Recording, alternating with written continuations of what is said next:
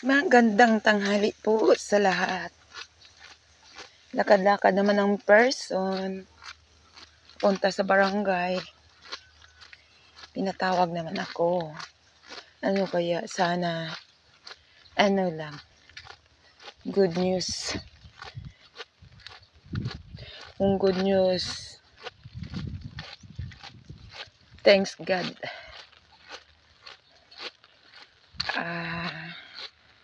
Basta ngayon, lakad-lakad lang ko pero nag-aulan. Kasi maano yung motor dito sa amin. Paminsan-minsan na lang nagbiyahe. Kaya medyo malapit man lang din. Linakad ko na lang yung barangay namin.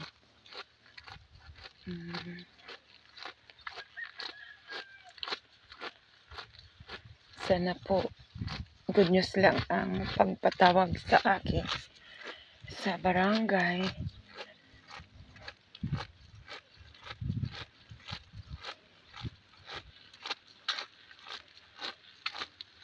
Mag-iisa lang po ako naglalakad.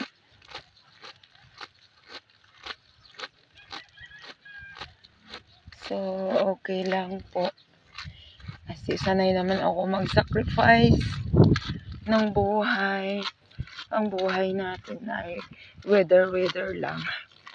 Diba? Ngayon, dito sa amin, makulimlim. Ang ulan ng, medyo, hindi naman malakas. Parang mainit, pero nag-ulan. Diba?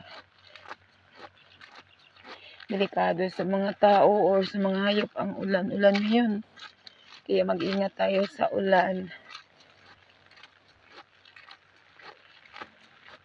Kasi mainit siya tapos maulan. Ulit naman, pangpasma ng mga tanim, ng mga tao, ganun. Kapag maulanan, nakasma.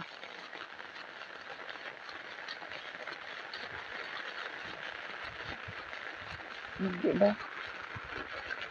Medyo naglakas ang ulan. Medyo malayo pa ang barangay namin.